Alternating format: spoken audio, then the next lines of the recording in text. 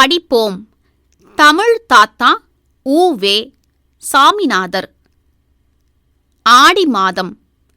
விடியும் பொழுதில் முதியவர் ஒருவர் ஆற்றங்கரைக்குச் சென்றார். அங்கு ஓர் ஓரமாக மறைந்து நின்றார். அந்த நேரத்தில் சிலர் அங்கு வந்தனர்.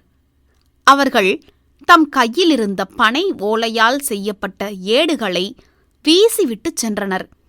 முதியவர் அவர்கள் அறியாதவாறு ஆற்றுக்குள் இறங்கினார். மிதந்து வந்த அந்த ஏடுகளை மெதுவாக எடுத்தார். அவர் மனம் மகிழ்ச்சியால் நிறைந்தது. அவற்றில் தமிழ் பாடல்களும் உரைகளும் இருந்தன. இவ்வாறாக பல இடங்களிலும் அலைந்து திரிந்து ஓலைச்சுவடிகளை தேடி எடுத்தார். அவற்றிலுள்ள பாடல்களையும் உரைகளையும் நூல்களாக அச்சிட்டார். தமிழுக்கு பெருமை சேர்த்தார்.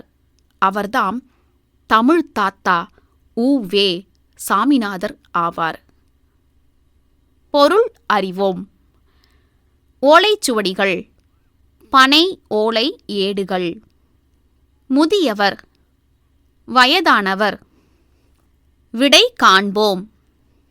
இப்போ இந்த பாடத்தையொட்டி சில வினாக்கள் கொடுத்திருக்காங்க. அதற்குரிய விடைகளை கண்டுபிடிக்கணும். நான் வினாக்களை படிக்கிறேன், நீங்க விடைகளை சொல்லணும். ஆற்றுக்குள் இறங்கியவர் யார்? ஏடுகள் எவற்றால் செய்யப்பட்டிருந்தன? ஓலைச்சுவடிகளில் எவையெல்லாம் இருந்தன?